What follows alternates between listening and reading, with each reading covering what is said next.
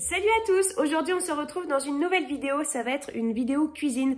Je vais regarder ce que j'ai dans mon frigo, dans mes placards et dans mes congèles.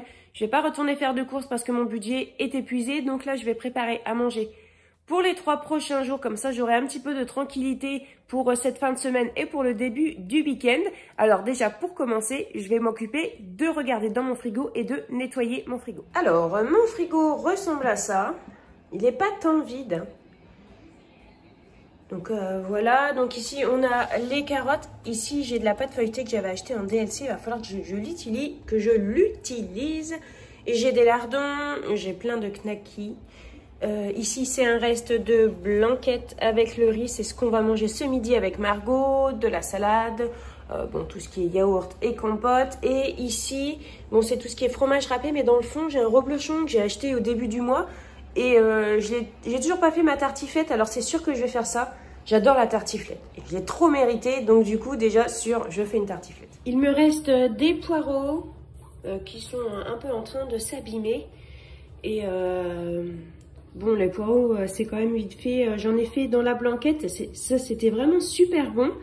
Mais j'ai pas envie pour le coup là de faire comme une fondue de poireaux. Je veux changer un petit peu, mais en fait je me suis dit si je vais quand même faire une fondue de poireaux, mais je vais la mettre dans la tartiflette et il y a moyen que ce soit méga bon. Donc du coup je vais déjà commencer à préparer la fondue de poireaux et je mettrai ça avec les pommes de terre dans la tartiflette.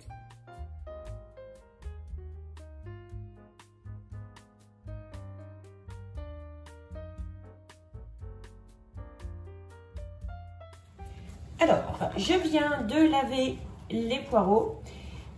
Alors, c'est quand même assez régulier qu'on me dit que je ne lave pas mes légumes.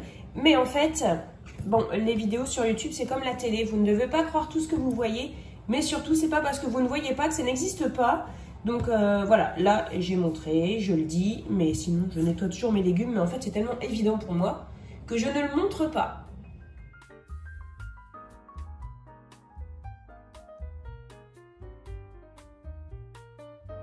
Et voilà, j'ai coupé les poireaux. Ici, on a tous les verts. Et je sais que certains d'entre vous vont être contents parce que les verres de poireaux, j'ai dû recevoir à peu près 150 commentaires à propos de ce qu'il faut faire. Et à chaque fois, je réponds non, les verres de poireaux, nous, à manger comme ça, on n'aime pas dans une soupe, on n'aime pas. Mais là, mesdames et messieurs, les verres de poireaux, pour la première fois dans l'histoire de ma chaîne, vont servir. Alors ici, on a les poireaux qui sont en train de cuire. Et avec l'eau qui est en train de chauffer, je vais faire un bouillon de légumes. Je vais donc y mettre les verres de poireaux. Ici, j'ai des rognures de poireaux, enfin des chutes de poireaux. Et des feuilles de céleri, des branches de céleri que j'avais mis au congèle pour faire un prochain bouillon. Donc là-dedans, je vais ajouter une ou deux carottes, un oignon. Je vais mettre du laurier et du thym et j'ai mis du sel dans l'eau. Donc voilà, comme ça j'aurai encore plus de bouillon de légumes parce que j'en avais fait un petit peu. J'en ai mis au congèle, mais comme je m'en sers fréquemment, ben, ça part et j'aime bien en avoir. Tous les légumes dedans, il y a même le tronc d'un brocoli dedans. Donc voilà, avec le céleri ça sent tellement bon. Je suis trop fan de cette odeur là, moi ça me rend dingue.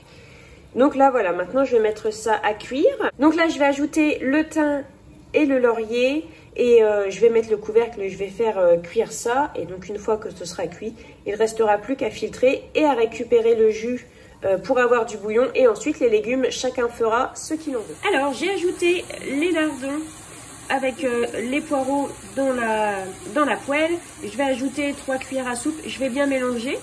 Je vais éteindre le feu et je vais couvrir et je mettrai ça avec les pommes de terre dans le plat qui va au four.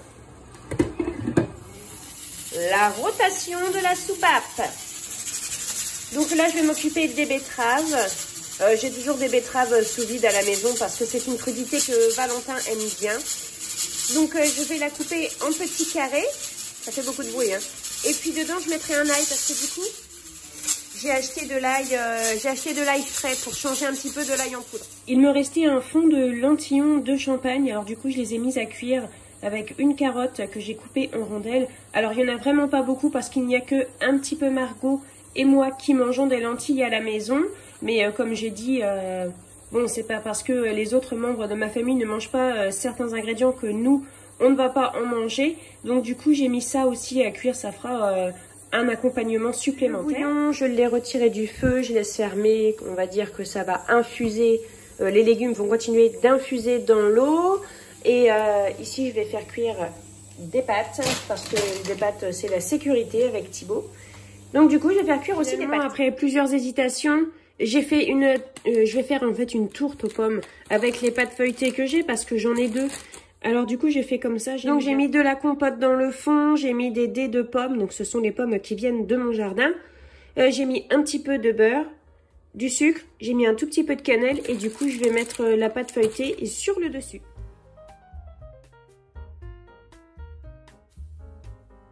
J'ai aussi cuit des haricots, donc c'était des haricots qui étaient au congèle, des haricots verts. Je vais les faire à la provençale, je crois que c'est comme ça que ça se dit. Je n'ai plus de tomates fraîches, alors du coup je vais utiliser des tomates comme ça, des tomates pelées. Je vais mettre 2 ou 3 tomates dedans. Je vais mettre de l'ail, un petit peu de persil. Et puis en fait comme ça c'est super bon, il suffit juste de faire réchauffer, c'est super bon.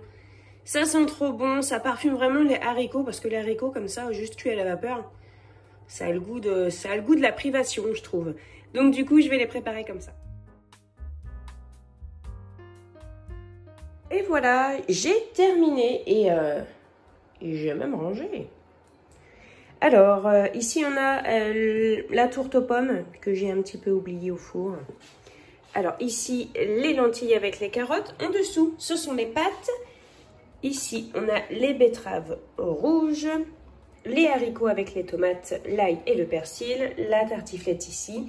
Et ici, le bouillon. Et voilà. Pour le goûter et le petit déjeuner de demain matin, je vais préparer des crêpes. Donc moi, les crêpes, je les fais à l'œil. Je vais les faire au lait d'amande avec des œufs, bien évidemment. Je vais ajouter un petit peu d'huile, une pincée de sel. Et puis voilà, donc je cuirai ça sur la crêpe partie ce soir, un petit peu avant que les enfants rentrent de l'école. Ça, j'avais déjà fait ça une fois, mais alors, qu'est-ce qu'ils avaient mangé? Ils avaient adoré, ils avaient vraiment apprécié le geste. Donc c'est important pour moi aussi de leur faire plaisir. Et avec des crêpes au chocolat, à la confiture ou au sucre.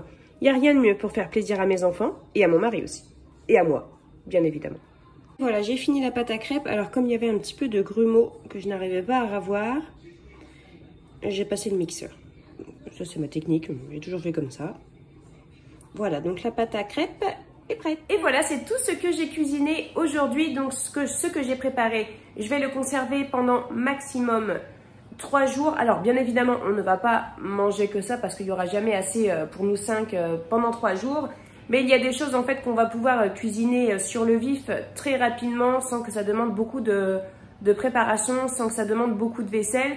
Donc voilà, moi je m'occupe surtout de ce qui demande le plus de préparation, le plus de temps. Comme ça après ça allège beaucoup mon quotidien. Voilà, c'est tout pour cette vidéo. J'espère qu'elle vous aura plu. Je vous souhaite de passer une très bonne journée, passer un bon week-end et on se retrouve très bientôt.